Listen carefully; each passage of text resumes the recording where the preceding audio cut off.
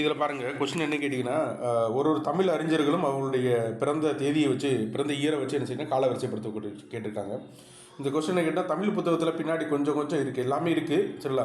இப்போ என்ன கேட்டால், எச்.ஏ. கிருஷ்ணபிள்ளை 1827 பிறந்து 1900 இறந்துருப்பார்.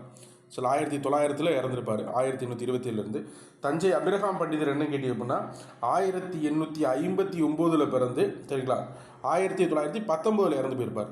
வேதநாய சாஸ்திரி வந்து ரொம்ப பழைய ஆள். 1774 பிறந்து, தெரியல, 1864 இறந்து போயிருப்பார். 1864 இறந்து போயிருப்பார். அதுக்கடுத்து 1826 பிறந்து, அதுக்கடுத்து இவர் மாயிரம் வேதநாயங்கிறவர் 1889 என்ன செய்வார், இறந்து போயிடுவார். இதன் அடிப்படையாக பார்க்குறப்ப ஆன்சர் என்னங்கன்னா, அதுக்கு பி தான் சரியான ஆன்சர். சொல்லலாம், இந்த 2 தெரிஞ்சால் கூட ஆன்சர் பண்ணியிருக்கலாம். இந்த வேதநாய சாஸ்திரி கொஞ்சம் தெரிஞ்சிருக்கணும். இது எல்லாமே ஸ்கூல் புக்கில் இருக்குது. ஆனால் பின்னாடி ஒரு இடத்துலையும் ஒரு இடத்துல தகவல்லாம் வருது.